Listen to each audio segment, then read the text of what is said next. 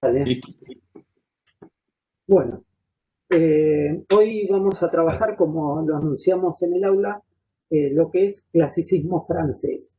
Y como para arrancar el tema y para que lo vayan vislumbrando, eh, les voy a pasar un fragmento de 3 minutos de una película que se llama Le Roi Dance, o sea, la danza del rey, y precisamente van a ver una danza. Y luego vayan tratando de pensarlo, el personaje principal que aparece ahí es Luis XIV, y van a ver otros personajes que después les voy a comentar quiénes son y qué significado tienen. Pero me parecía un buen inicio para este tema.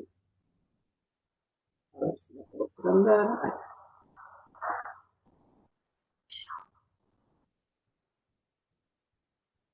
Ah,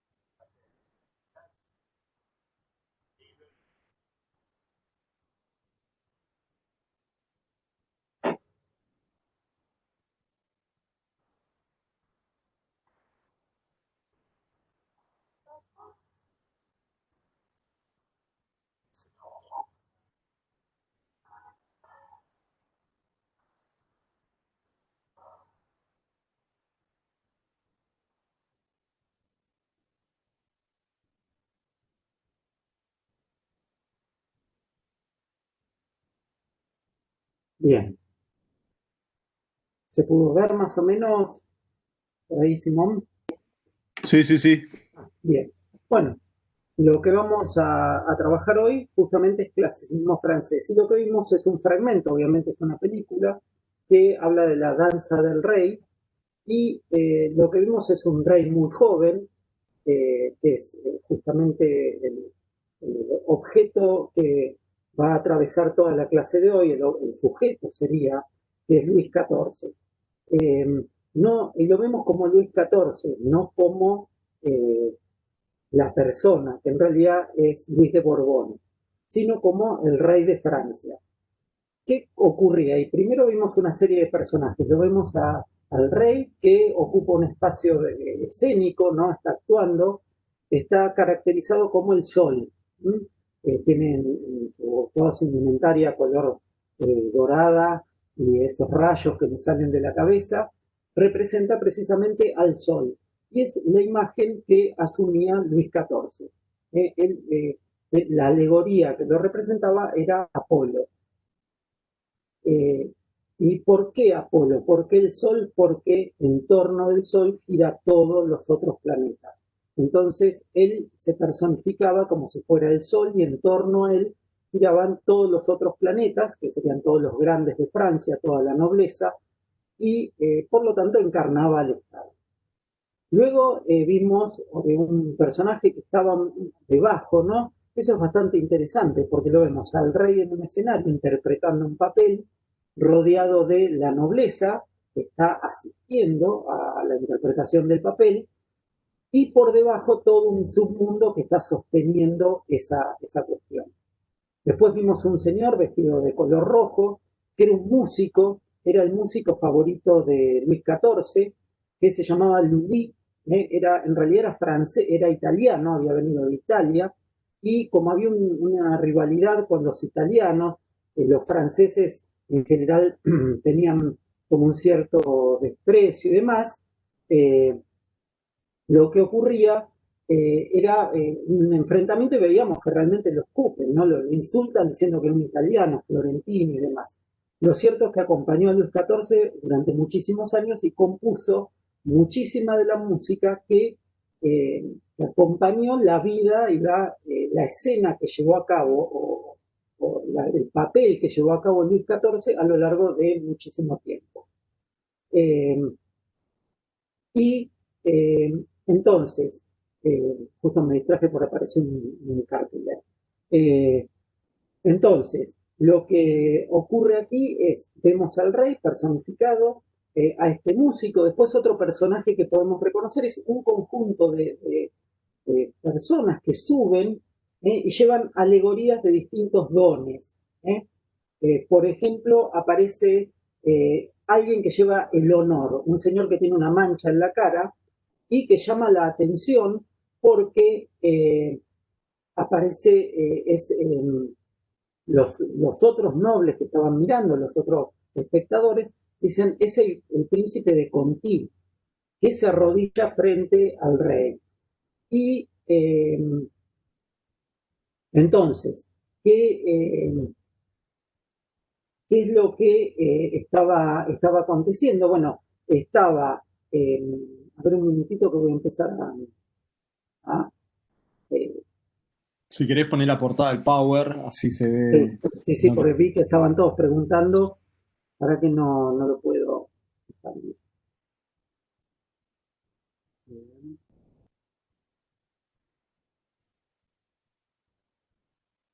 Ahí estoy compartiendo el Power. Sí, sí, ve. Ahí sí. Sí, perfecto. Bien. Porque me quedó compartida la otra aplicación. Me dice que estoy compartiendo dos aplicaciones. Entiendan que es la primera vez que le paso primero el video y eso. Entonces decía que los otros personajes que aparecían, por ejemplo, el príncipe de Conti, que se arrodilla y le lleva un don, ¿no? Como es el honor. Después le presentan otros honores, la gracia, la victoria, el renombre, la paz. Todos esos dones están rodeando a esa figura del rey que está construyendo Luis XIV, desde muy temprana edad, desde muy joven. ¿Y qué valor simbólico tenía eso y por qué se asombraban? Porque unos pocos años antes esta nobleza se había rebelado contra el poder real.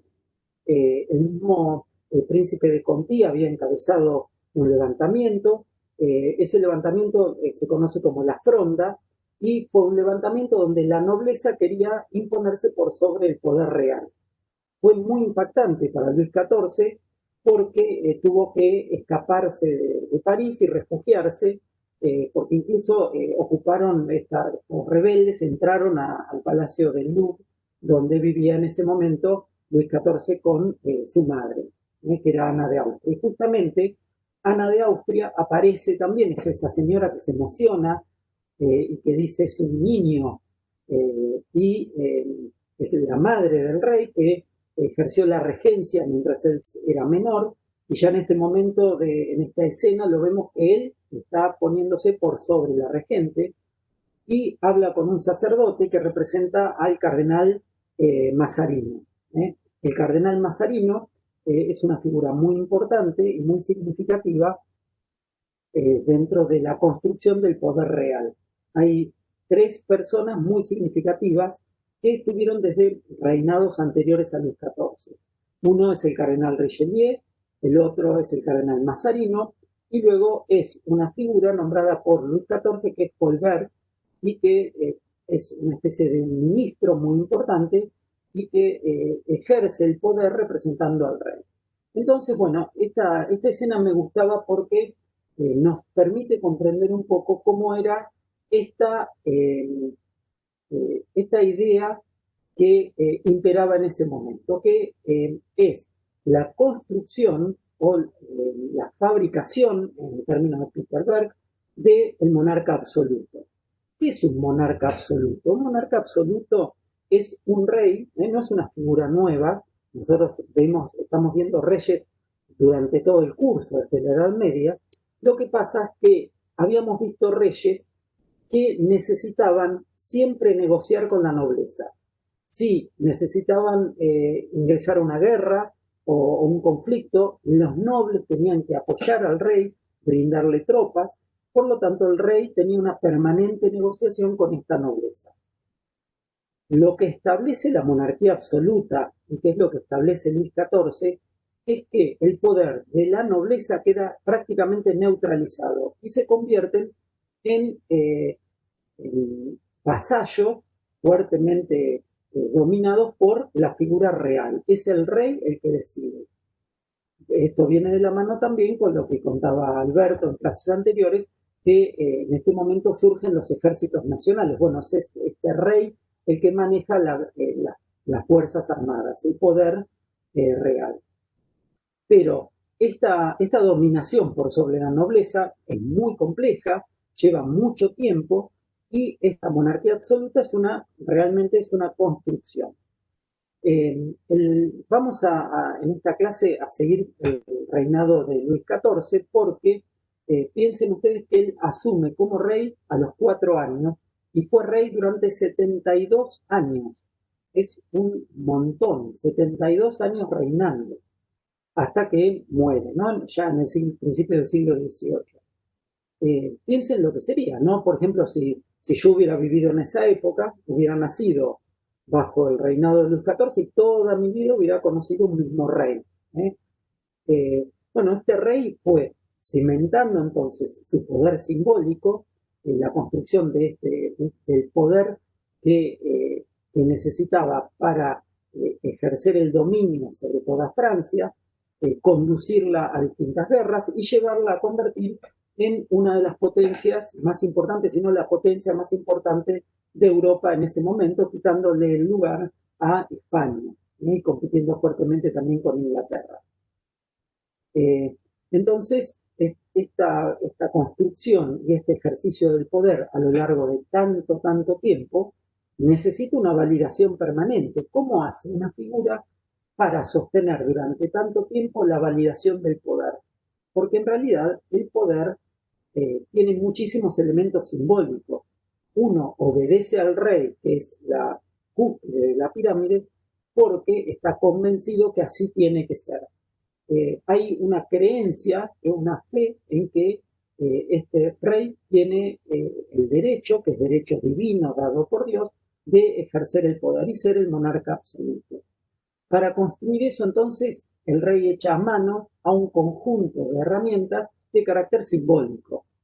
No son herramientas fácticas, sino que son simbólicos, pero tienen una mediación a partir de todo un conjunto de elementos de la cultura material, que van a involucrar desde la indumentaria, el mobiliario, la arquitectura, el urbanismo, todas las escalas del diseño, tanto material y también lo inmaterial. Va a involucrar ciertas ceremonias, ciertas fiestas, etc. Para eso, lo que echa mano la monarquía francesa es todos los desarrollos que se habían dado en Italia en el barroco. No dejamos de lado eso. Fíjense que el barroco, habíamos visto en clases anteriores, que surge como una necesidad de la Iglesia de la Contrarreforma, donde se impone como la Iglesia triunfante por sobre los protestantes, ¿no? Esa ruptura que se había producido. Y decíamos en las clases anteriores, decía Alberto, que esta imposición se realizaba utilizando el arte como herramienta. Entonces, así surge o aparece una enorme libertad en el uso de los signos clásicos, aparecen órdenes gigantes, se utilizan en una forma propagandística o casi escenográfica, era la palabra que quería usar, escenográfica, los distintos elementos que la arquitectura y también el diseño había desarrollado en años anteriores. Entonces es así que se construyen verdaderos escenarios con el uso de la luz, de los colores, de materiales, de texturas, donde va a desarrollar su, si me permiten la palabra, show, ¿no? Su demostración de poder, la Iglesia Católica. Porque ¿qué poder más simbólico que la Iglesia Católica? El Papa no tiene un poder real fáctico, el Papa no tenía ejército. El poder que tiene el Papa es simbólico. Entonces, para poder lograr que este poder simbólico se establece, es que echa mano del arte, de la arquitectura, del urbanismo y también un conjunto de cuestiones inmateriales. Por ejemplo, la coronación de un papa se realizaba en el marco de la Plaza de San Pedro, imagínensela, con su columnata, el papa en un trono con una corona de oro macizo, que son varias coronas encadenadas, llevado en andas, seguido de todos los cardenales vestidos de púrpura. Es toda una puesta en escena.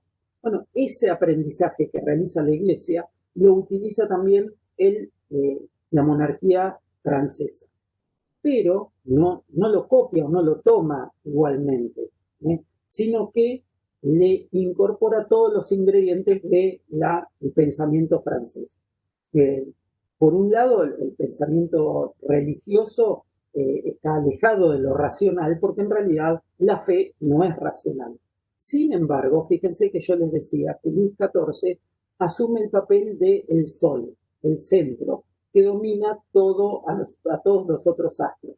Ya ahí está hablando de una cuestión científica, entonces empieza a apoyarse también en cuestiones racionales y las necesita para poder manejar toda la burocracia que implica una monarquía absoluta. Porque piensen lo siguiente, cómo funciona un Estado con millones de personas dominado por una sola persona. Tiene que tener una estructura burocrática que funcione. Y eso es altamente racional. Al mismo tiempo, en Francia, que por el pensamiento de Descartes y otros filósofos del momento, que tiene una raíz racional, echa mano a esta racionalidad para plantar las bases de lo que va a ser su desarrollo económico, mediante el llamado mercantilismo. El mercantilismo es una estrategia económica en la cual un país compra lo menos posible y vende lo menos posible. Vende lo más posible, perdón. ¿Por qué? Porque en esa época se creía que la riqueza no se creaba, la riqueza se apropiaba. Entonces, los estados para enriquecerse tenían que expandirse, tenían que guerrear y ocupar otros países y apropiarse de su riqueza. Hoy sabemos que la riqueza se genera, los países generan riqueza, pero en esa época no. Entonces, existe esa idea del mercantilismo de pensar, yo gasto poco para cuidar mi riqueza y vendo mucho para que me entre riqueza. Esa es también la matriz económica imperante en este momento. Entonces, fíjense que vemos un caldo con muchos ingredientes. Tomamos todas las ideas de este barroco, con todos sus elementos simbólicos, toda la persuasión que había logrado la Iglesia Católica a partir de los desarrollos del barroco. Pero, por otro lado, tenemos una estructura sumamente racional que proviene de la construcción de los primeros estados modernos, como es el Estado francés, con una burocracia desarrollada, una política económica racional, que es el mercantilismo, etc. Entonces, la combinación de ambos elementos da algo tan distinto que recibe un nombre diferente, que es justamente el clasicismo francés. ¿Y por qué lo de clasicismo? Porque esa matriz racional se ve reflejada en una utilización muy racional de los signos clásicos que ya venimos viendo desde el Renacimiento. Y entonces vamos a poder detectar sobre todo en las arquitecturas y en el exterior de los edificios, una matriz racional marcada por ritmos, módulos, simetrías, etc. De ahí recibe ese nombre. Entonces vamos a ir viendo estas distintas cuestiones. ¿Cuál es la herramienta, decimos hace un ratito, que utiliza Luis XIV? Bueno, la herramienta que utiliza Luis XIV es, por un lado, la cultura material. La cultura material constituida, por ejemplo, por la arquitectura. El escenario por autonomacia de la corte francesa, del clasicismo francés y de la monarquía absoluta es el Palacio de Versalles. Es el palacio que construye Luis XIV a lo largo de muchísimos años. Y es lógico que vaya teniendo cambios y remodelaciones porque él tiene que realimentar esa mística que tenía, reconstruir o ir construyendo permanentemente esa idea de el monarca absoluto, el Estado, a partir de acentuar, marcar, transformar estas cuestiones de la cultura material. Y es así que Versalles va creciendo, es como un organismo vivo. Su embrión es un palacio, un pabellón de casa, un palacio muy pequeñito, que era de su padre, de Luis XIII, en una zona cercana a París, pero en unos terrenos pantanosos, muy boscosos, y luego él se instala ahí y empieza la expansión, ¿no?, de ese edificio. ¿Para qué va creciendo? Para albergar en principio, a la nobleza.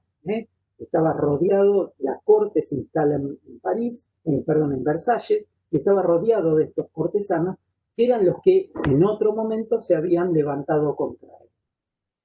Y en esa idea de ese dicho que dice, mantener a tus amigos cerca, pero a tus enemigos mucho más cerca. ¿Por qué? Porque al tenerlos cerca podía observar si tejían alianzas, si había encuentros y demás. Entonces Versalles, aparte de ser un edificio, un hecho artístico, también es un hecho político.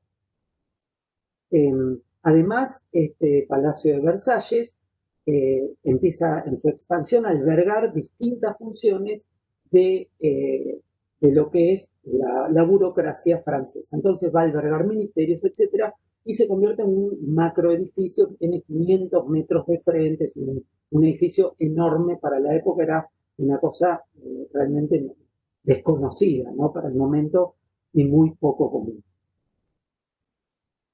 Ese Palacio de Versalles también va a tener un interior que va a acompañar a esa búsqueda de escenografía, ¿no?, de un escenario donde el rey va a desarrollar permanentemente su actuación. Hay, por ejemplo, nociones o han quedado registros de personas que lo vieron y decían cosas tales como: si el rey se encontraba con un pequeño grupo de personas en su habitación, estaba descomprimido, era un tipo de persona. Pero cuando llegaba o se abría la puerta, inmediatamente se convertía en un actor, cambiaba su gesto, cambiaba la actitud corporal y actuaba la figura del soberano absoluto. Entonces necesita también un interior que funcione como escenografía para el desarrollo de este juego, para ir construyendo la imagen del soberano absoluto. Eso está dotado a partir de ciertas resoluciones arquitectónicas, pero también del mobiliario, de los distintos objetos de iluminación, espejos, objetos artísticos, etc. Y una cosa curiosa también que tiene esta figura del rey, el rey que representaba al Estado y que expresaba la monarquía absoluta, no solo lo hacía a través de la presencia física, sino que había objetos inanimados que representaban al rey y cumplía su función. Lo podían sustituir en un cierto momento. lo más común, lo más obvio son los retratos. De hecho, uno de los retratos que vamos a ver ahora estaba instalado en el Salón del Trono cuando el rey no se encontraba. Y los cortesanos o las personas que circulaban por ese lugar hacían como que era el rey, en realidad era la representación del rey. Lo saludaban, no le podían dar la espalda, no podían estar cubiertos, etc. Estos retratos también estaban eh, distribuidos por los distintos lugares de Francia y cumplía la función del rey, al extremo que en algunas fiestas este retrato se lo llevaba en procesión, casi como si fuera un santo, y funcionaba como para encabezar festejos, festividades, etc. Era realmente, eh, es, eh, realmente era la encarnación del rey. ¿eh? Luego, otros objetos inanimados que representaban al rey, obviamente eran las esculturas. Las estatuas, que vamos a ver la semana que viene, que presidían las plazas reales, presidían espacios urbanos, también eran la encarnación del rey.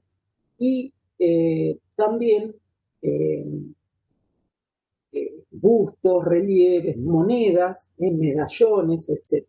Pero otra cosa curiosa también, representaba al rey, por ejemplo, la mesa puesta. El rey, para realizar sus comidas, como cualquier persona, también esa comida formaba parte de una escenografía. Y la mesa puesta, por más que el rey no estuviera, representaba al rey. Y se la trataba con la reverencia como si estuviera el rey. Entonces, fíjense cómo se va construyendo un, todo un conjunto de prácticas, de gestos, de ritos, de rituales, que van a ir construyendo o representando al rey y construyendo esta idea del monarca absoluto. Bueno, ahora vamos a ir viendo, esto fue como una introducción, quería barrer un poco todo el tema, y vamos a ir viendo algunos ejemplos de lo que yo les estuve contando, y nos vamos a ir deteniendo en ello. Bueno, lo que vemos acá es un detalle de una pintura, donde vemos el calzado, ¿sí? Decimos que el rey se construía, eh, la indumentaria era muy importante y el rey no usaba cualquier indumentaria. Por ejemplo, usaba calzados con tacos altos. Y estos tacos eran en general de color rojo. ¿Y por qué el tema de los tacos altos? Ustedes tengan en cuenta que los tacos altos surgen en los varones. Después los varones nos ingeniamos para que las mujeres padezcan los tacos altos y usen calzado inusable. Pero al principio del calzado con taco alto era del hombre. ¿Por qué? Porque está asociado al uso del caballo. Este taco estaba pensado para trabar el pie en el estribo, de modo tal que se podía sostener mejor el jinete. Obviamente que vemos el pie de Luis XIV y el taco está sobredimensionado. ¿Por qué? Porque Luis XIV tenía que ser alto. El rey de Francia tenía que ser una persona alta, pero el problema era que Luis de Borbón era medio petizo, era bajo. Entonces, tenía una estatura por debajo de la media, no destacaba por su estatura, medía aproximadamente 1,60 m, ¿no? Entonces usaba esos tacos para resaltar su estatura. Y además también utilizaba peluca para resaltar pelucas muy altas para remarcar la verticalidad. Y otro detalle de la indumentaria es que el rey usaba sombrero permanentemente en los interiores. Era como un equivalente a la corona. El único que podía estar cubierto mientras estuviera el rey era el rey. Nadie más podía usar sombrero. El único que podía estar en una mesa comiendo con sombrero, el único varón, era el rey. Era también otro gesto de su diferencia respecto al resto de los mortales. Bueno, vamos a ver si muestro las imágenes. Bueno, absolutismo monárquico y la cultura material. Y acá vemos uno de los primeros retratos. Acá lo vemos a Luis XIV, es de 1648. En esta época Luis XIV tenía 10 años. Y fíjense lo que es, ¿no? Es la construcción de una imagen. Todos los elementos que ustedes están viendo, todos los gestos, la indumentaria, cada uno de los objetos que ven tienen un sentido. Fueron pensados en el sentido de ir construyendo esta imagen del monarca absoluto. Es más, una comisión encabezada por Luis XIV decidía cómo iba a ser la pintura, cómo se iba a representar, qué elementos iba a tener. Por lo tanto, acá vemos que el rey estaba ejerciendo un fuerte control sobre la producción de imágenes y la producción de objetos. Esto, ¿cómo hacemos para materializarlo? Eso generó un conflicto, pero Colbert lo resolvió rápidamente. Ustedes piensen que en tiempos anteriores, desde la Edad Media y seguimos avanzando hacia el siglo XV y XVI, la producción de objetos estaba en manos de los artesanos, y estos artesanos agrupados en gremios, y estos gremios eran los que decidían quién podía ser maestro y cuándo un objeto era de calidad. ¿Qué hace Luis XIV? Crea la Real Academia, la Real Academia de Artes, por ejemplo. ¿Y qué quiere decir? La Real Academia de las Artes es la que va a decir en forma teórica cómo se va a producir el arte. Va a fijar normas teóricas. Y luego funda lo que se conoce así coloquialmente como los gobelinos, que en realidad era la Real Fábrica de Muebles y Objetos. Si es real, siempre es del rey, y era la fábrica que producía muebles y objetos para abastecer los palacios del rey, las necesidades del rey. Esos objetos, ¿quiénes los producían? Artesanos, pero esos artesanos producían según el lineamiento ya no del maestro artesano o del gremio, sino de las construcciones teóricas aportadas por esa academia. Fíjense este cambio tan significativo, tan importante. Hay un autor intelectual que diseña el objeto y ese objeto es producido por artesanos siguiendo lo que plantea la academia. La academia es puramente teórica y los gobelinos es la producción artesanal. ¿Y qué tiene que ver esto con la pintura? Fíjense que es muy importante. Nosotros dijimos hasta ahora que los pintores, aún los más encumbrados, Miguel Ángel, Leonardo da Vinci, eran poco más que artesanos. Era un muy buen artesano, un muy buen fabricante de muebles, etc. Al construir esta idea de una teoría que sustenta la producción pictórica, convertimos a la pintura en un arte liberal. Lo liberamos del trabajo artesanal y empieza a convertirse en un arte mayor. Y se va construyendo esta idea de artista que nosotros hoy más o menos tenemos, ¿no? Pero no era libre, sino que estaba muy rigurosamente regido por los dictámenes del rey o sus representantes. Bueno, acá se lo ve a Luis muy joven, tiene la corona de laureles que tiene que ver con el triunfo, en su mano aparece también un bastón de mando, está cubierto con un manto de arminio. El arminio es una piel siempre asociada a la realeza, esa piel blanca con unas puntitas negras, son piel de arminio con la cola del arminio que tiene la punta negra, el arminio blanco. Esa piel de arminio está forrada por una tela muy rica de terciopelo, color azul, y con flores de lis doradas bordadas. Ese blanco y azul es el color de la casa de los Borbones. Siempre los Borbones están asociados al blanco y azul. Por ahí lo que más conocen es el famoso retrato de Fernando VII, que tiene una banda celeste y blanca, y la bandera argentina del celeste y blanco hay que pensarlo en la casa de los Borbones. La raíz más antigua es esa. Bueno, está ubicado sobre un almohadón, también con estos bordados, y exhibe el pie, exhibe la pierna, tiene una calza o una indumentaria muy particular, y el gesto adusto, un gesto de mando, por más que sea un niño de 10 años. Vamos a ver ahora otro retrato. A ver si pasa. Acá vemos un Luis XIV mucho más grande, tiene alrededor de 30 años, pasaron 20 años del anterior. Sin embargo, los elementos que vemos los podemos reconocer: el almohadón, el bastón de mando, aparece ahora la corona, ese manto de arminio, etc.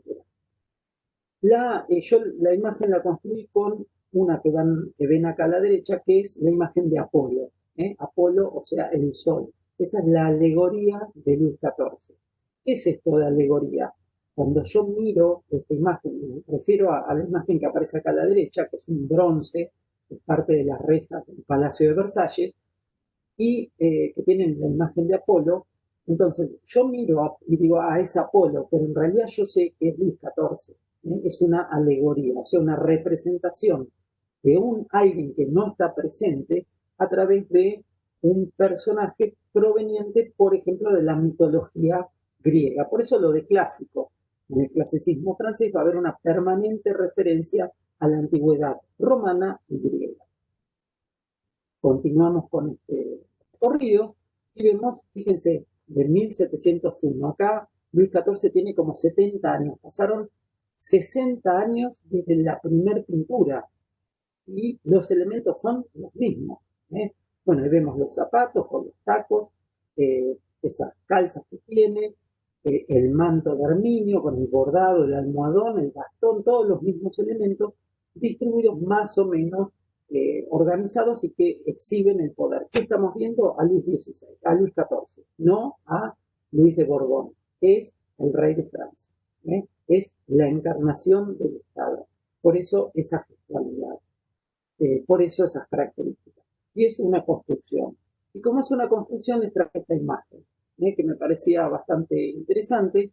Es de un sketchbook de 1840 y donde vemos a la izquierda al atuendo que utiliza Luis XIV, ese manto, la peluca, el jubón, etcétera.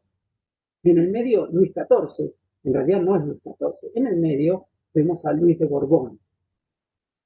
Y la unión entre toda esa indumentaria, toda esa construcción que utiliza Luis de Borbón, se une y forma la imagen de Luis XIV.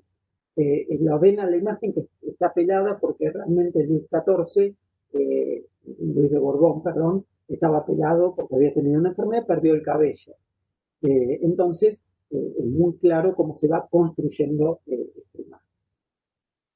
Bueno, eso impregna no solo al rey, sino también a su esposa, María Teresa de Austria, que fue la primera esposa, era reina de Francia, pero también era hermana del rey de España.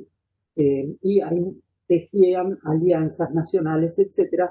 Y además el rey de Francia, Luis XIV, con María Teresa de Austria, eran primos hermanos, pero por los dos lados, tanto por la madre como por el padre. En realidad casi todas las casas reinantes de Europa terminan siendo todos parientes porque se van casando por interés. Bueno, y acá vemos cómo con indumentaria femenina también aparece ese manto de armiño, las flores de lis, etc. Yo les decía que parte de esta construcción, como la articulación de la academia y luego los gobelinos, se le debe a un personaje muy importante. El poder de los reyes, este poder absoluto, se fue construyendo con varios reyes y con varios ministros muy poderosos. Richelieu, Mazarino, Mazarino que veíamos en la película al principio, y quizás el más importante es Colbert. Colbert era un ministro plenipotenciario, una figura clave y había organizado la economía, había desarrollado el mercantilismo, organiza la academia, organiza esta fábrica de muebles y objetos llamados de los gobelinos. Es el que representa al rey. En esta representación también hay personas que encarnan al rey y uno de ellos es Colbert. Bueno, y en esta pintura, yo ya la había mostrado el año pasado y Simón me hizo un comentario y me pareció muy, muy elocuente. Fíjense que la figura de Colbert tiene a el gigante Atlas sosteniendo el mundo. En realidad está haciendo una alegoría, evidentemente, de que Colbert en sus espaldas estaba en cierta forma sosteniendo esta construcción que estaba realizando Luis XIV. La elección de Colbert como un ministro muy poderoso también fue un gesto hacia la nobleza. Por eso les decía que Luis XIV dominó la nobleza que se había levantado en la fronda. A partir de eso, Luis XIV siempre desconfió de la nobleza, de la alta nobleza. Muchos de estos nobles eran parientes. El príncipe de Comté que veíamos era primo, tenía el mismo apellido, era Borbón también, y él, Luis XIV, en vez de nombrar a un alto noble, nombra a Colbert, que era un noble de menor nivel, como un noble de menor alcurnia. Eso generó muchos resquemores, fue casi para algunos como un insulto, pero sirvió también para, como diríamos, marcar la cancha, digamos, mostrar cómo ejercía el poder Luis XIV.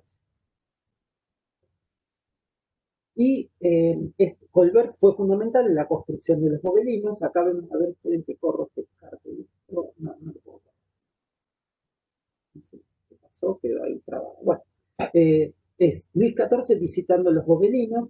Es un cartón de Lebrun, que es un pintor, más o menos 1663-1675. Precisamente es un tapiz, un gobelino. Los gobelinos en realidad tienen una historia muy anterior. Era una tintorería de lana, era de una familia cuyo apellido era Gobelin, entonces se lo conocía como Gobelino. Tenía unos grandes galpones, diríamos, unos espacios cubiertos muy grandes en París, y Colbert descubrió eso. Los hermanos Gobelin, la familia Gobelin estaba como en decadencia, entonces adquiere esos espacios cubiertos para instalar esa fábrica de productos suntuarios de lujo para abastecer a las necesidades del palacio. Entonces ahí estamos viendo. A la izquierda Luis XIV. Lo reconocemos porque es el único que tiene sombrero, un sombrero importante con plumas. Hay un personaje con sombrero, pero es un soldado, ¿no?, que lo está acompañando, y él está con su bastón, fíjense, con ese calzado, con tacos, peluca, todos los elementos que lo construyen como un monarca, como Luis XIV, no como Luis de Borbón, y está en actitud de inspeccionar junto con Lebrun, que era el generador de muchos de los diseños, cómo se iban produciendo las piezas en base a los proyectos de estas personas que están mostrando planos y llevan elementos relacionados con el diseño, en esta separación de lo intelectual y lo manual. Bueno, y esta pieza, que es un tapiz, se lo conoce vulgarmente o así coloquialmente como gobelino, ¿no? Hay ciertas formas de tapices que se los conoce como gobelino. Bueno, vemos acá un detalle de lo que les contaba, y acá lo vemos ahora sí claramente a Luis XIV con su atuendo característico, y que está inspeccionando lo que se realiza en esta fábrica. Fíjense, hay personas que están mostrando piezas, pero también había otras personas que tenían los planos, los diseños. Dijimos que el ámbito por autonomacia, que todos en general lo conocemos, es el Palacio de Versalles. Pero para la construcción del Palacio de Versalles no fue algo tan lineal, sino que concurrieron también un conjunto de factores. Para empezar a entender un poco la historia del Palacio de Versalles, es necesario detenernos en este otro edificio, que es Villers-Vicomte, que era la residencia, el Palacio de Villers-Vicomte, de Nicolas Fouquet. Nicolas Fouquet era el ministro de Economía, podríamos decir, de Hacienda de Luis XIV. Y había heredado una gran fortuna y construye esta residencia enorme, desmesuradamente grande, y es donde actúan tres personajes que vamos a ver que son muy importantes. Louis Le Beau como arquitecto, Charles Lebrun como pintor, y Andrés Lenot, que era el que diseñó todos estos jardines tan regulares, tan geométricos. La articulación de estos tres personajes produjo este edificio. Si nosotros lo recorremos, nos acercamos, bueno, vamos a reconocer muchos elementos característicos de la arquitectura francesa, como esos cubiertas de fuerte pendiente de pizarra negra, que como lo utilizaba un arquitecto que se llamaba Mansart, se lo conoce como mansarda, lo pueden ver en Mar del Plata, en el Hotel Provincial, ¿no? Y luego, fíjense que podemos reconocer esa característica del clasicismo francés, donde se ve una regularidad, una geometría marcada por signos clásicos, en este caso pilastras jónicas, y el eje principal con un frontis y con una mayor riqueza ornamental de columnas, pilastras más complejas, frontis con relieves, etc. Y un salón oval que se vislumbra en la fachada a partir de ese muro curvo, en clara relación con la arquitectura barroca de Italia. Fíjense que había mucha mirada, los franceses miraban mucho a la arquitectura italiana o al arte italiano en general, porque hasta ese momento era el arte de mayor prestigio. Y habíamos dicho que toda la producción eh, francesa hunde sus raíces en lo que fue el barroco italiano. Eh, bueno, si nosotros accedemos, vamos a reconocer ese salón oval. Fíjense los elementos clásicos, la aparición de bustos que representan distintos personajes a la usanza de los emperadores romanos, las pilastras con capiteles compuestos, una decoración en estuco mucho más compleja en la planta superior, y todo está cubierto con una cúpula que en un momento tuvo para el otro lado. Ver. Acá. Todo cubierto por una cúpula que tenía una pintura en origen, pero que luego a los días de hoy no ha llegado. Bueno, la cuestión es que Fouquet produce este palacio, hace este palacio e invita al rey Luis XIV a la inauguración. Hace una fiesta fabulosa, fastuosa, en la cual participa Luis XIV y toda la corte. Al cabo de la fiesta que disfruta Luis XIV y toda la corte, el rey se retira y manda encarcelar a Fouquet por dos razones. Primera razón, ¿cómo era posible que el ministro de Economía fuera tan rico? Algo raro estaba pasando. Si el Estado no era tan rico, ¿por qué el ministro sí era rico? Es raro, ¿no? Pero bueno, le sonó raro que un político sea mucho más rico que el Estado. Y por otro lado, no toleró que nadie tuviera una residencia más suntuosa que el rey. Dijimos que él estaba construyendo a Luis XIV, al monarca absoluto. Entonces, el monarca absoluto debía tener la residencia más importante de Francia. Era intolerable que alguien tuviera algo más fastuoso que el rey. No podía pasar. Por lo tanto, fue encarcelado y fue expropiado, obviamente, su palacio. Y el rey se lleva a estos tres personajes, a Legault, a Lebrun y a Lenotre, a su servicio. El trabajo práctico específico para los estudiantes de diseño industrial va a trabajar sobre una película que se llama Vatel. Y espero que hayan prestado atención a esta historia que les conté, porque Vatel cuenta la historia que era el encargado de los festejos de Fouquet. Y lo que hace entonces es, se ve a Luis XIV visitando a el príncipe de Conti, en una especie de reconciliación. Recuerden que dijimos que estaban enemistados por su rol en el levantamiento, y este Vatel organiza unos festejos fenomenales. Entonces, bueno, aparecen referencias a esas cuestiones. Y a pesar de que la película se los aconsejamos o es el material de estudio para los estudiantes de diseño industrial, estaría buenísimo que los de arquitectura, si tienen tiempo, los pudieran ver, porque les va a aportar bastante material para entender estas cuestiones que estoy contando, ¿no? Sobre todo la gestualidad, el valor simbólico de las fiestas, etc. Después en el aula les vamos a poner el link para que puedan acceder a la película. Bueno, entonces, este Vatel era el encargado de los festejos de esa noche, podríamos decir, trágica, donde el dueño de esta casa selló su destino, ¿no? Pero le permitió entrar en contacto a Luis XIV con los que van a ser su pintor favorito, el arquitecto favorito, y el constructor de jardines, por decirlo de alguna manera, también favorito en su servicio. En estos años, Luis XIV no habitaba en Versalles, habitaba en este palacio, que es el Palacio del Louvre, que tiene una larga tradición. Fíjense en este grabado, estamos viendo que está ubicada en el margen del Sena, el Palacio del Louvre. Tiene distintas partes porque ha ido ampliándose a lo largo de los años, y era esa la residencia oficial de los reyes de Francia desde larga data. El Palacio del Louvre tiene una tradición muy antigua, casi desde la Edad Media. Y siempre tuvo una ocupación ahí particular. Bueno, y es aquí donde estaba establecida la corte francesa.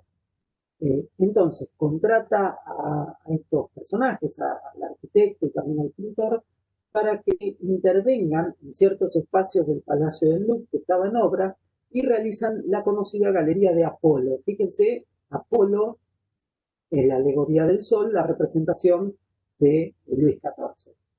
Esta Galería de Apolo, entonces, incorpora esas nuevas ideas que habíamos visto en el barroco de pinturas, todos relieves, sobre todo en las cubiertas, los muros con la utilización de signos clásicos, el manejo de la luz en una forma teatral, pero a diferencia del barroco italiano, donde en un momento no sabíamos dónde terminaba la arquitectura, dónde empezaba la pintura, aparece esa trampa de ojo, ¿no? Ese engaño a la vista que nos proponía profundidades que no existían y demás. Aquí no existe eso. Si bien tiene una sobrecarga decorativa casi inquietante, diría, siempre podemos reconocer dónde está la pintura, dónde empieza la arquitectura y dónde termina. Por ejemplo, fíjense, el muro vertical está rematado con una cornisa horizontal, claro que en colores dorados y demás, para aprovechar el manejo de la luz, y a partir de ahí, algunos elementos que aparecen apoyados en esa cornisa y las pinturas que están perfectamente marcadas. Entonces no aparece tan en extremo ese uso escenográfico de la pintura. Bueno, esto es posiblemente el antecedente de lo que va a ser la decoración interior del Palacio de Versalles. Si miramos en la parte superior, obviamente, la Galería de Apolo va a narrar distintas aventuras de dioses y semidioses griegos y romanos, un conjunto de elementos que hacen referencia a la tradición romana, y siempre el uso de la policromía, todos colores y sobre todo la preeminencia del color dorado, etc. Pero Luis XIV decide irse de París por una cuestión casi de seguridad. Él no se sentía seguro en París. Recordemos que cuando era chico él vivía en Versalles, y Versalles había sido invadido por una turba que se había levantado contra el monarca, y él no podía abandonar ese pensamiento, entonces decide alejarse de París, que había sido históricamente el centro del poder en la monarquía, y se va a desplazar a una localidad cercana, que es Versalles.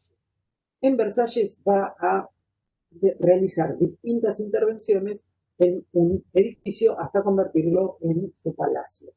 ¿Qué nos encontrábamos en Versalles? Bueno, acá lo que tenemos es el pabellón original de Luis XIII, un pequeño palacio ubicado en un lugar boscoso, bastante anegadizo, era pantanoso, y que se utilizaba justamente para pabellón de caza. Cuando Luis XIII se iba de cacería, pernoctaba en ese lugar, y se establecían poco tiempo y luego se retiraban.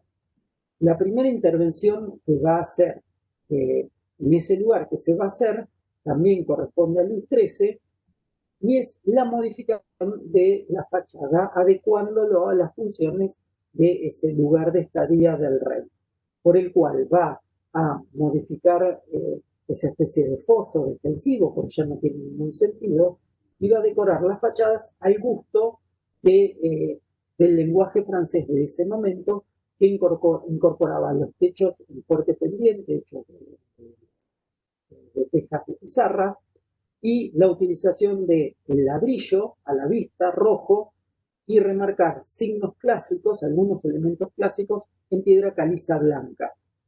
Tal cual lo pueden ver en una versión ayornada y del siglo XX en la fachada del casino del Hotel Provincial en Mar del Plata. Entonces, Luis XIV hereda ese pabellón y va a empezar a producir transformaciones. La primera transformación que hace es una ampliación entre los años 1663 y 1666, ya con la aparición de estos arquitectos, pintores, etc. Y fíjense cómo ese núcleo inicial, que era ese pequeño pabellón, se expande con alas, se le hace todo un lugar de llegada, y es muy importante la intervención de Lenotre porque empieza a generar un jardín, un espacio ajardinado alrededor de este palacio. Si tenemos un acercamiento a esta zona de acceso, vemos el desfile permanente de personajes pertenecientes a la nobleza y que se incorporan a esa vida palaciega. Y lo que destacan acá son los carruajes, que no son los carruajes que nosotros veíamos con antelación, porque ha habido muchos adelantos técnicos y estos carruajes adquieren gran envergadura. Acá tenemos, por ejemplo, uno utilizado por los reyes de Francia para su desplazamiento, y incorporan los adelantos tecnológicos, sobre todo las mejoras en el sistema de amortiguación, colocando piezas metálicas superpuestas, de modo tal que los golpeteos que tenía que recibir el vehículo eran amortiguados. Por eso ese gran desarrollo de las ruedas del apoyo, que sostienen un habitáculo muy fuertemente decorado con un conjunto de elementos que están marcando la importancia del personaje que va adentro, en este caso el monarca de Francia. Entonces, fíjense, yo les decía, la construcción de este monarca absoluto requiere necesariamente de toda la cultura material. Este objeto está marcando, fíjense que hasta hay personajes tocando trompetas, alegóricos, por supuesto, que el individuo que está dentro de ese objeto representa al Estado francés. Y entre los adelantos diseñados, fíjense que ingenioso el sistema de escaleras. Es un sistema de escaleras plegables que permitía al ocupante salvar el gran desnivel que había entre el piso y el carruaje en sí, el habitáculo del carruaje, debido a este sistema de amortiguación. Bueno, continuamos, vamos viendo cómo se amplía, y entre 1668 y 1678 es una ampliación importantísima. Por alrededor de lo que estaba construido inicialmente, se hace lo que es la fachada de jardín, que es obra de Le Beau, y es donde Le Beau consigue quizás la mejor expresión de lo que va a ser el clasicismo francés. Esa fachada que mira hacia el jardín, por eso estamos viendo las fuentes y demás, tiene un basamento con un almohadillado y arcos de medio punto indicando esa función de sostén.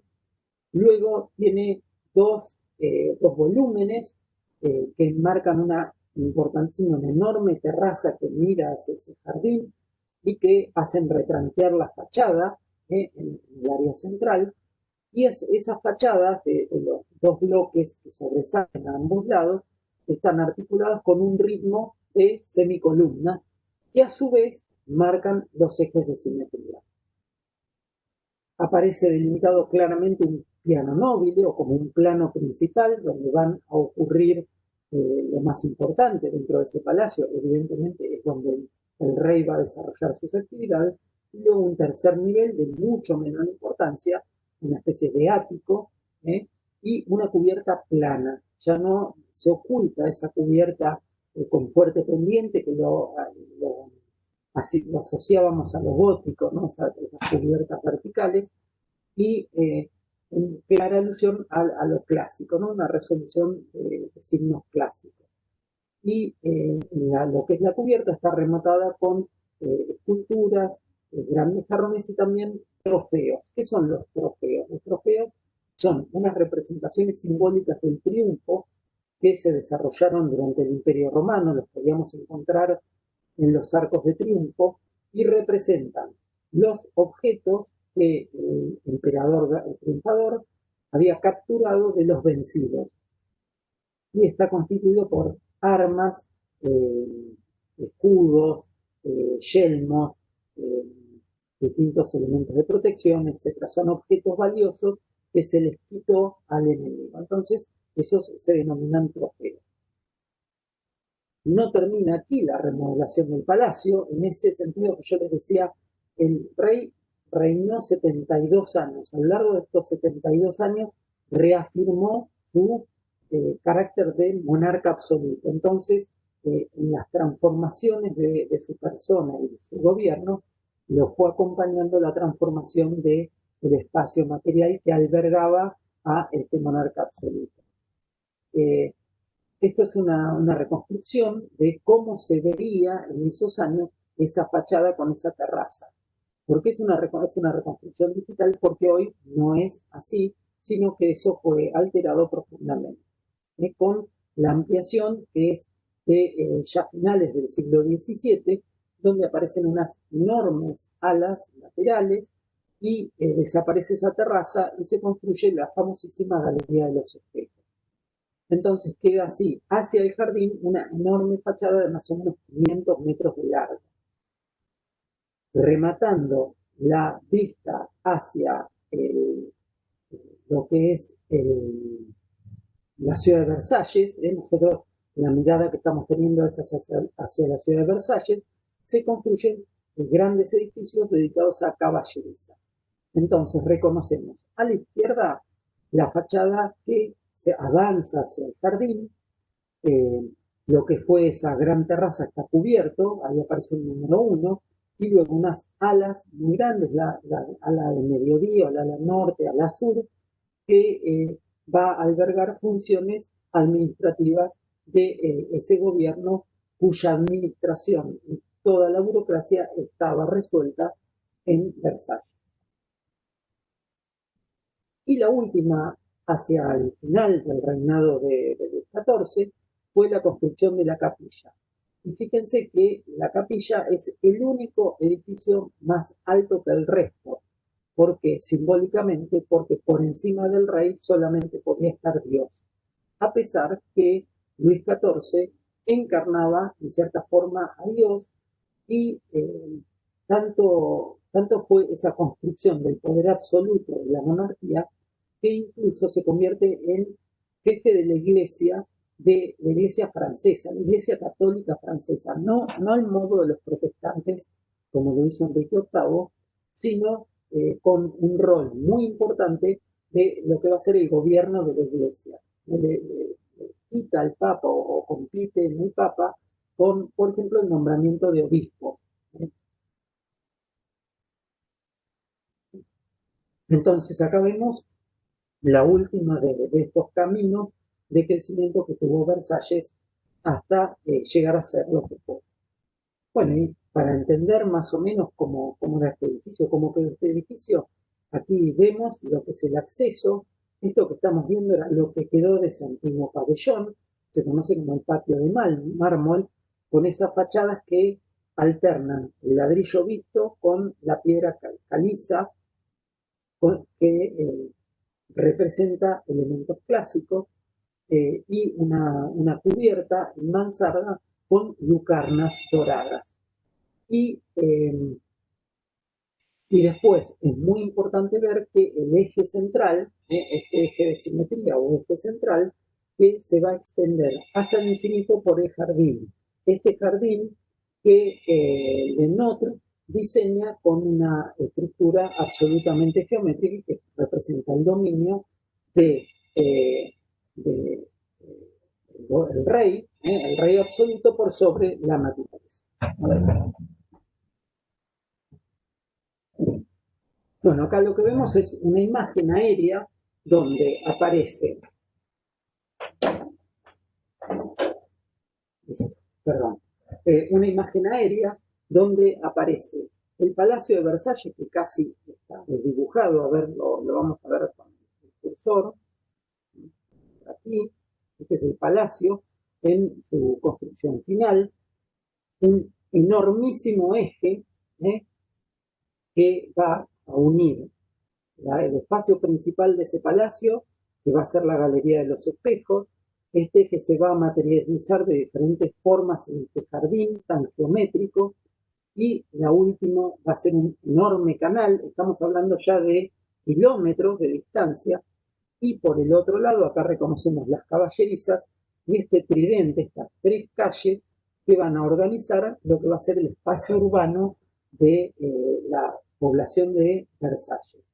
No existía ningún pueblo antes. Versalles, el pabellón de casa estaba en el medio del campo. Esa ciudad que están viendo estaba integrada fundamentalmente por las residencias de los nobles que habitaban en contacto con el rey o personas al servicio, ministros, etc. A pesar de que gran parte de los nobles vivían en el mismo palacio en unas condiciones bastante deplorables. No era muy cómoda la vida en el palacio. Lo que estaba cómodo era el rey, y luego, según el favoritismo, asignaba mejores o peores espacios a los diferentes nobles. Bueno, y acá vemos entonces la materialización de ese eje monumental.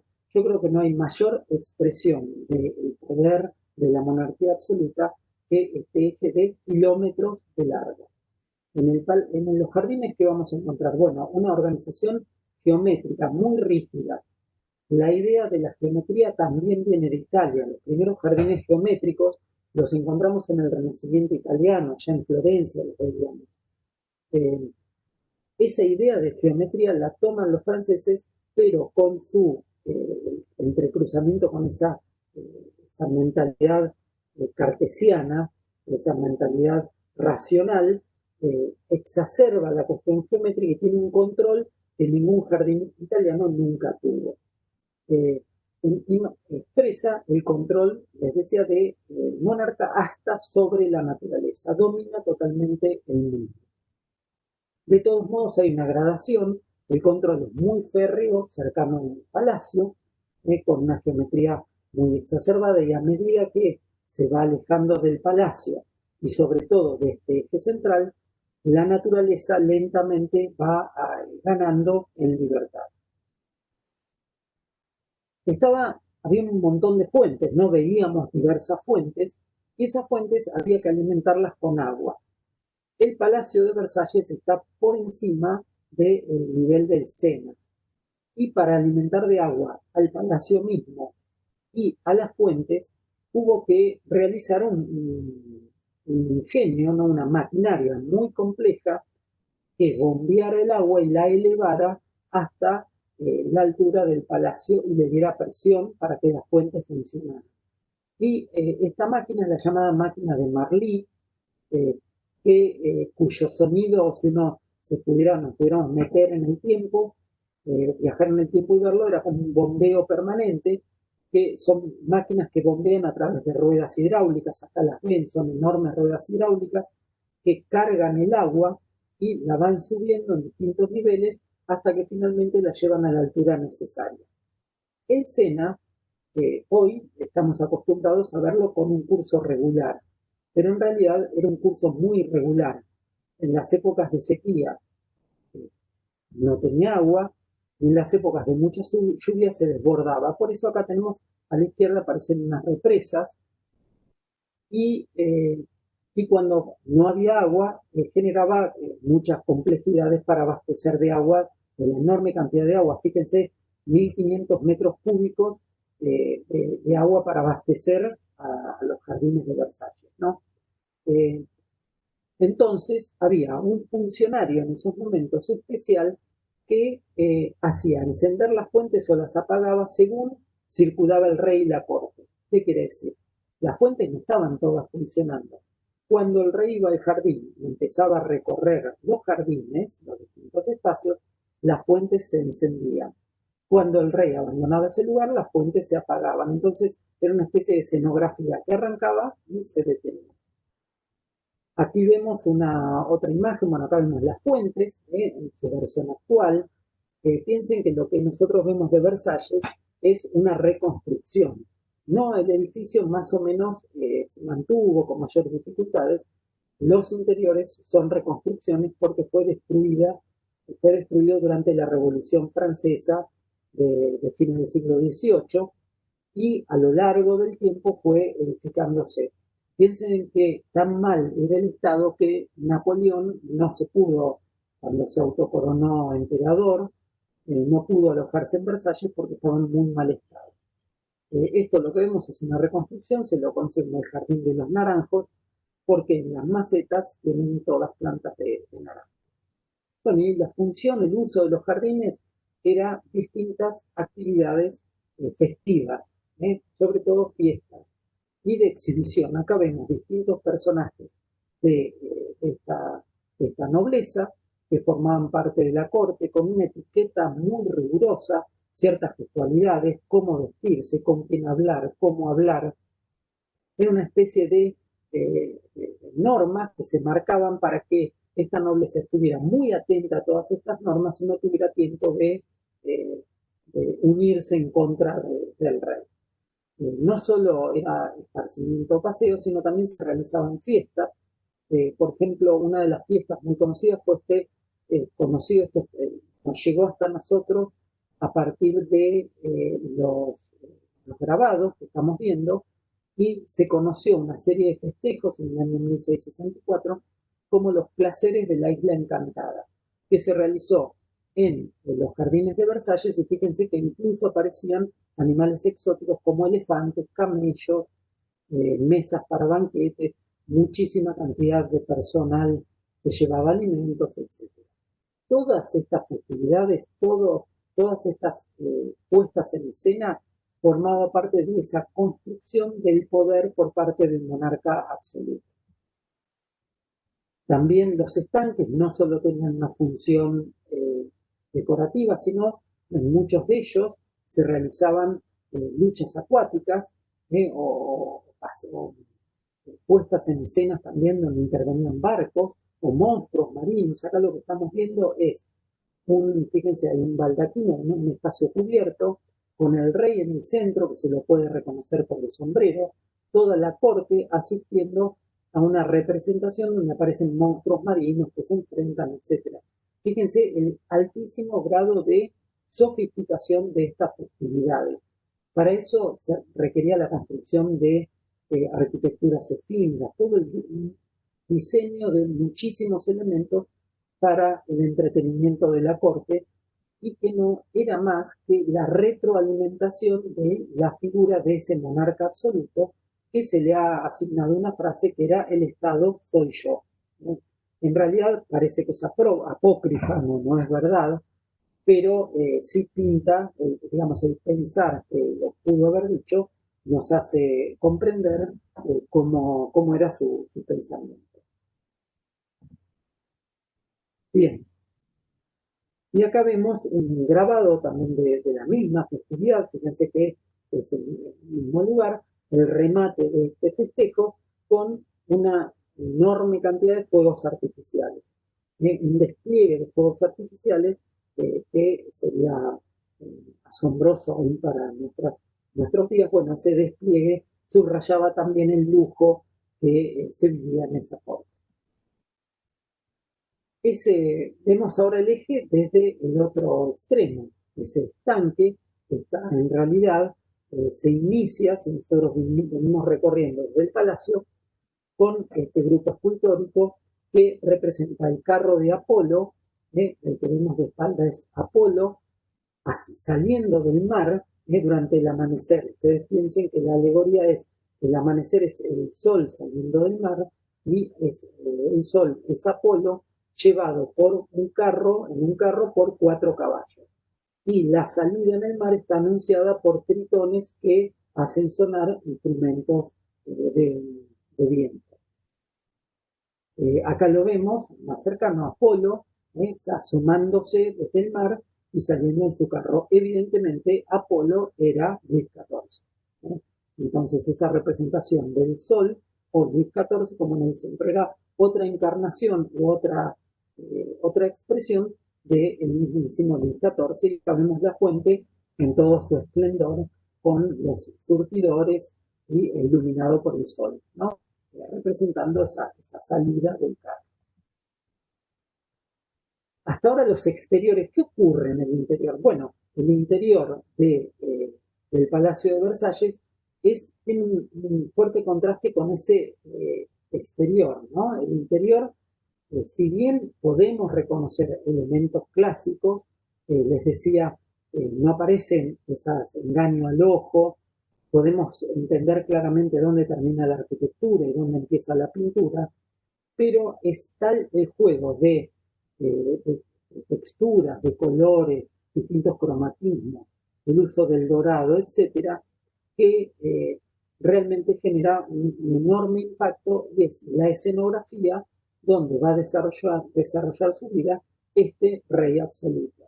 Acá lo que vemos es el apartamento de la reina, no lo alcanzan a leer, y evidentemente es la cama. Esa cama tiene un valor simbólico. En el caso, no vamos a ver la del rey, esto claramente es una reconstrucción. Fíjense que para el momento de reconstruir hay que pensar en qué momento se reconstruye. Se reconstruye cuando vivía Luis XIV o con los monarcas posteriores, que fueron Luis XV, su nieto, y Luis XVI. Entonces, esta puesta en valor y reconstrucción fue en momentos posteriores a Luis XIV, pero nos permite imaginar cómo era ese momento. Las telas se volvieron a tejer según esas mismas técnicas y con todas las fuentes, echando mano a todas las fuentes históricas para que la reconstrucción sea fiel. Bueno, y vemos la cama. La cama tenía un valor simbólico importante. Fíjense que hay una balaustrada que separa un espacio privado de un espacio público. ¿Por qué? Porque el despertar del rey era una ceremonia pública, era la salida de Apolo. Entonces el rey, el despertar era descorrer esas cortinas que cubrían el dosel de la cama. Esas cortinas generaban un espacio íntimo donde podía descansar. Con esas ventanas se descorrían y después distintos personajes iban realizando distintas acciones en el vestido y en el acto de despertar y de higienizarse, de acuerdo a la envergadura y a la posición que ocupara cada uno de los personajes dentro de la estructura social de ese palacio. Y todo un conjunto de personas que no tenían la posibilidad de participar prácticamente, lo hacían desde la observación detrás de esa balaustrada. Fíjense cómo queda acá manifiesta esa idea del escenario, ¿no? Y cómo toda la vida de Luis XIV realmente fue una puesta en escena. Pero los ambientes más importantes son los grandes apartamentos. Aquí vemos pintado en amarillo los grandes apartamentos del rey, del gran apartamento del rey, que estaban ubicadas hacia la derecha de esa terraza que luego fue ocupada por la Galería de los Espejos. A la izquierda estaban los grandes apartamentos de la reina. ¿Qué son esos grandes apartamentos? Bueno, son distintas salas concatenadas, unidas unas con otras, y eran como los distintos espacios que iban a transcurrir las personas antes de llegar a la presencia del rey. Era como ir aumentando la tensión hasta poder llegar a encontrarse en presencia de este monarca absoluto. Fíjense lo que sería, ¿no? Cómo se sentía esta cuestión. Y bueno, tienen distintos nombres: salón de Diana, salón de Marte, de Mercurio, el de Apolo, el de Júpiter, Saturno y Venus. Apolo, perdón, es el Sol, ¿no? Es la representación de Luis XIV, que en algún lugar en algún momento incluso fue la sala del trono. Y luego son distintas alegorías. El de Diana, por ejemplo, era un salón donde se representaban a distintos reyes de la antigüedad cazando. El salón de Marte está vinculado a la guerra, el salón de la guerra. Y Mercurio, Júpiter, Saturno y Venus eran los planetas que se conocían en ese momento y que giraban en torno al Sol y que cada uno de ellos tenía una representación vinculada, por ejemplo, Mercurio a la inteligencia y cómo el rey resuelve cuestiones con inteligencia. Y todas se representaban pinturas de situaciones que fue desarrollando Luis XIV en beneficio de Francia. La curiosidad o el interés es que no todas eran reales. Muchas de las situaciones fueron inventadas. Vieron que hoy en la política hablan del relato, que es cierto, que es verdad, que es la posverdad, que es una construcción pero que no existió y demás. Bueno, no es un invento actual. Luis XIV ya lo hizo y hasta hay pinturas de una conquista, de una supuesta conquista de una ciudad que nunca fue. Entonces, realmente ahí vemos claramente cómo es esa construcción. Bueno, ¿qué nos encontramos? Obviamente en el interior la utilización de esos mármoles de distintos colores, tan del gusto de los barrocos italianos, pero acá los encontramos utilizando elementos clásicos, marcando paneles geométricos en los muros, y es posible reconocer todos estos elementos clásicos que habíamos visto. Y lo vemos aquí a Luis XIV en una escultura representado como un general romano. Y este salón de Venus lo que va a tener en su techo, en su cielo raso, abovedado, son pinturas de distintos momentos de situaciones románticas que involucran a reyes del pasado. Cuando hablo de reyes del pasado me refiero a reyes míticos, por ejemplo David, Julio César, eh, eh, distintos reyes, incluso de la Mesopotamia asiática, etcétera, de la historia. Entonces, entroncando ese linaje de realeza con Luis XIV. Y bueno, acá vemos distintas escenas románticas o amorosas vinculadas a distintas cuestiones. Fíjense que las pinturas están enmarcadas con especies de marcos de estuco y algunas falsas arquitecturas, pero es posible distinguir dónde empieza una y dónde termina otra. El salón de Diana, tal como Diana lo indica, Diana es la diosa de la caza, según la mitología griega y romana, o greco-romana. Bueno, acá lo que vemos es a Ciro el Grande, fíjense, otro monarca del pasado, en una actitud de cacería. Entonces vamos a ver a distintos monarcas, por supuesto que a Luis XIV también, en actitudes de cacerías. Para llegar a estos salones, y sobre todo el salón más importante, que era el salón de la guerra, Luis XIV, en realidad había encargado a sus arquitectos, a Lebrun-Levaux como arquitecto y Lebrun como pintor, la construcción de la famosa escalera de los embajadores. Esa escalera luego fue demolida, hoy no se puede reconocer, pero era un ambiente tan impactante que a partir de distintos grabados y de narraciones se puede reconocer.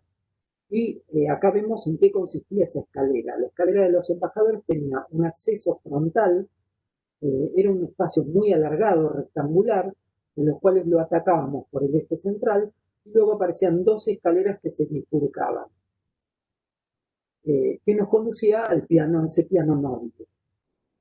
Por lo tanto, los embajadores de todos los países, de todas las potencias extranjeras o los visitantes de Versalles, cuando iban a encontrarse con el rey, primero circulaban por este espacio. ¿Qué encontramos aparte de estas escaleras y estos elementos, todos estos paneles geométricos de mármol policromados? En el eje central lo que estamos viendo es una fuente y arriba de la fuente el busto de Luis XIV, o sea, la presencia de Luis XIV. Acuérdense que yo al principio les decía, Luis XIV se presenta en carne y hueso, digamos, en cuerpo, pero también hay un montón de presencias o las apariciones de Luis XIV que no son Luis XIV. Por ejemplo, las esculturas.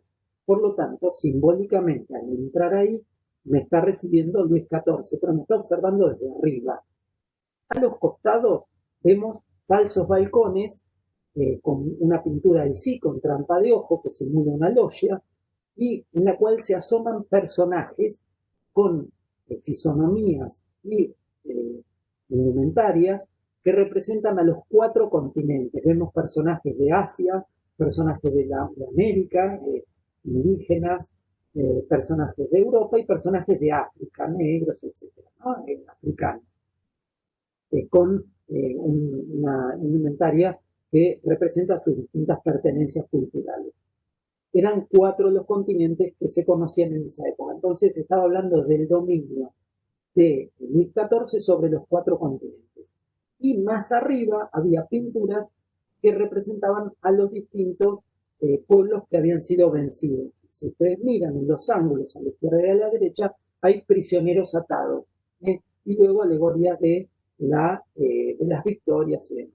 Entonces, imagínense, un embajador que va a entrevistar una potencia extranjera, que va a entrevistarse con el rey, lo primero que tiene que pasar es por este espacio donde dice: yo, Luis XIV, domino sobre los 4 continentes y a su vez conquisté a todas estas gentes. Yo soy el que domina no solo a Francia, sino al mundo. Esta es una reconstrucción digital de cómo se veía con estos mármoles policromados. Fíjense el uso de colores, etc. Y me conducía a este que es el Salón de la Guerra. El Salón de la Guerra, lo que yo voy a encontrar es, bueno, lo que ya vimos, el uso de los colores, mármoles policromados. Piensen que en esos años el piso también era de mármol, de todos colores, y luego eso se retira por una cuestión de practicidad, de habitabilidad, y se lo cubre en madera.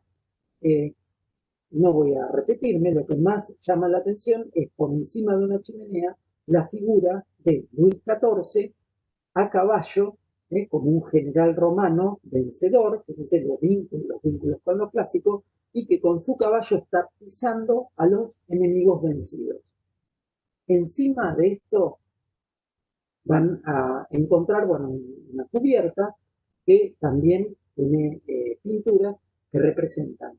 En el medio, arriba, vamos a verla a Francia, encarnada como una mujer, rodeada de las victorias, que son personajes alados, y una de ellas lleva una corona.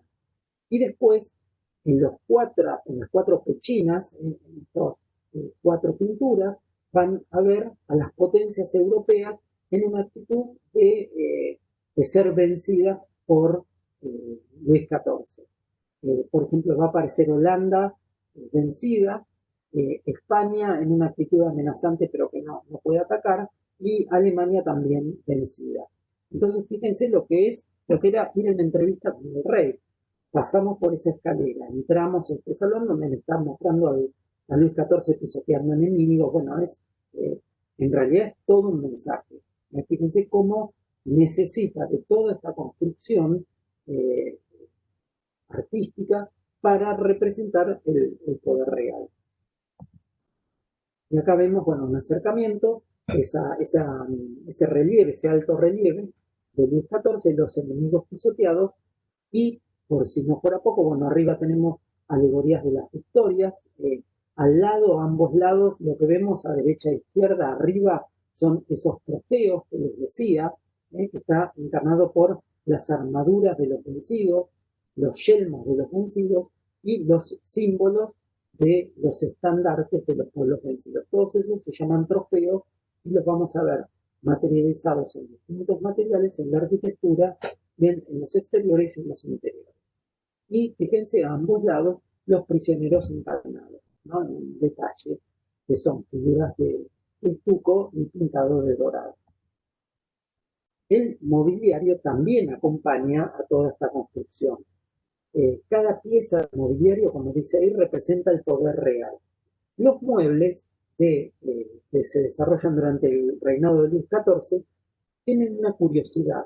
Hasta ahora vimos que la mayoría de los muebles eran una traslación de la arquitectura al mobiliario.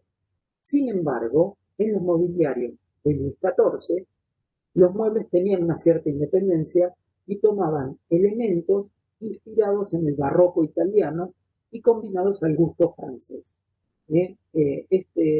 Charles Boulet es quizás el ebanista más conocido del periodo de Luis XIV. Esto se conoce como la cómoda Mazarino, porque evidentemente se le asigna, había sido encargado a Boulet que era el que producía los encargos para la nobleza, para el rey y también para otros reyes de potencias extranjeras. Estas piezas, una ebanistería casi exquisita, fíjense que tiene una tapa que utiliza mármoles de color, en este caso negro, veteado, y tiene la incorporación de maderas de otros colores, incluso de colores dorados, y piezas de bronce. Una riqueza y un juego de fantasía muy importante. Un mueble de esa época también es este cabinet o buró, o diríamos es un escritorio. Bueno, piensen que la burocracia trajo un manejo de muchos papeles, muchos documentos, y hubo que diseñar muebles para esta función. Y tiene también la incorporación de trabajos de banistería. Y también distintos sillones. Fíjense que no se trasladan los elementos arquitectónicos, sino que hay un juego fantasioso. Los tapizados son con telas muy ricas, con un tejido hecho en telar de alto liso, bajo liso, con representaciones a partir del diseño en cartones, y el sillón, que sea el sillón para el rey, y el taburete para los nobles. ¿Por qué? Porque hay también una gradación en la posición que va a ocupar en la corte según el rol que va a tener el mueble que se le asigna. Y estamos ya llegando al final con el lugar más importante que se hizo ya hacia el final del reinado de Luis XIV, que es la Galería de los Espejos. La Galería de los Espejos ocupaba el espacio de esa gran terraza. Modificó grandemente la fachada hacia el jardín, empobreciéndola, hizo que perdiera esa riqueza de juegos volumétricos y le da una cierta repetición que en algún caso se convierte en monótona, ¿no? Una repetición de columnas y ventanas, etc. Bueno, vemos este modelo otra vez con pinturas en cielo raso, que representan distintos momentos gloriosos del reinado de Luis XIV, ventanas a la derecha que miran hacia el jardín, y a la izquierda repetición del vano de esa ventana con espejos que van a reflejar el jardín y van a reflejar la luz. Y todo un equipamiento, como por ejemplo estas figuras femeninas que sostienen lámparas.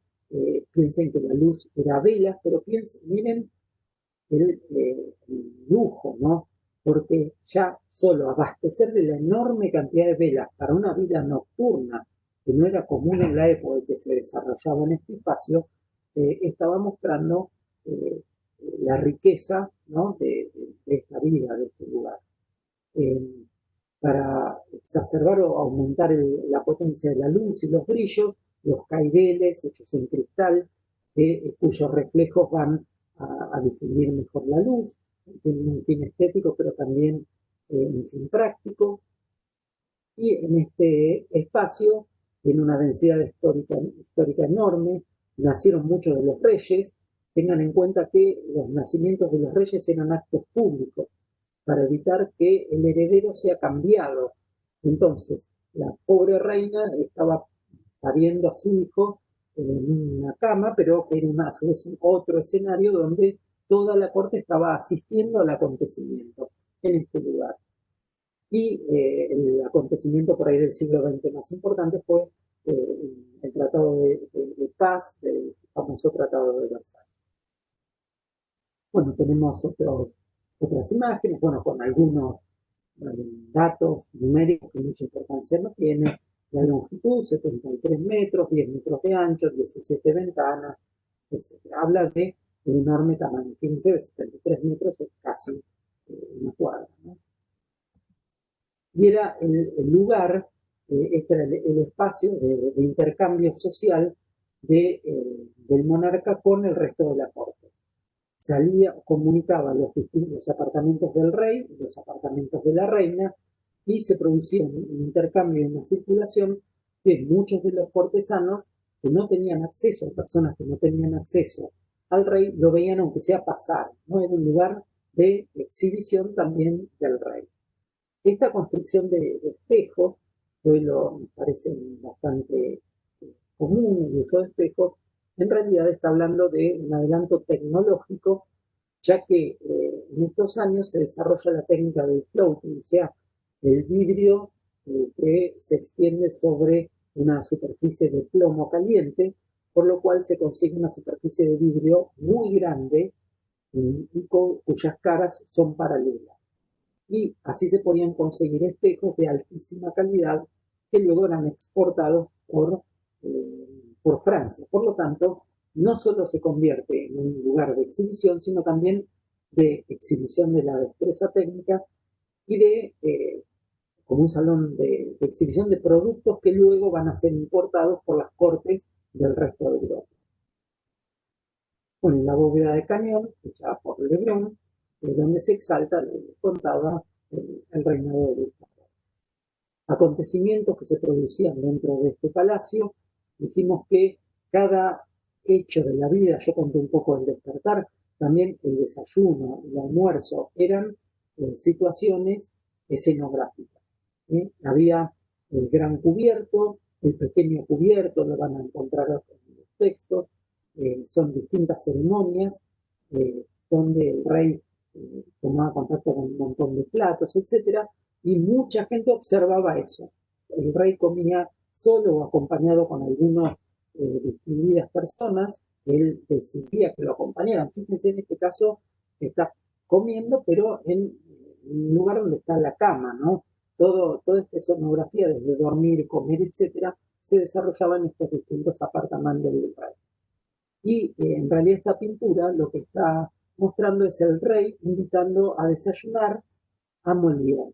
En realidad es una reelaboración del siglo XIX y Molière era un gran dramaturgo del momento. Yo al principio de la clase les hablé de Lully como un músico y Molière fue un dramaturgo que escribió una gran cantidad de textos, de obras de teatro que entretenían a la corte, era un gran productor de entretenimiento de la corte. Entre ellas, por ahí la más conocida es el burgués gentilhombre, ¿no? Donde se burla de los burgueses y también de la nobleza, donde el burgués quiere ser noble, se burlan de él, etc. Son obras bastante interesantes para ver a un noble. Bueno, entonces comentábamos que todos los días del rey estaban regidos por un fortísimo protocolo. Fíjense que acá reconocemos al rey en distintas actitudes donde gira todo un conjunto de espectadores en torno a sus prácticas de, por ejemplo, alimentación, presentarse ante el día, etc. Y siempre reconocemos al rey porque es el que está cubierto con el sombrero. Este modelo que se desarrolló en Versalles, luego se expande por el resto de Europa. Por eso es posible reconocer pequeñísimos Versalles en distintos lugares de Europa. Es así que se expanden por Austria, por Alemania, el norte de Italia, ya mostró algunos palacios Alberto, incluso Rusia, ¿no? En San Petersburgo, y como gesto, para que vean alguno nada más, el Palacio de Nymphenburg en Baviera, donde desde 1675, donde toma, si bien la arquitectura es diferente, pero esa idea de un palacio de gran tamaño, donde hay una corte que desarrolla actividades muy complejas, y un jardín a la francesa, con todos esos elementos expresivos.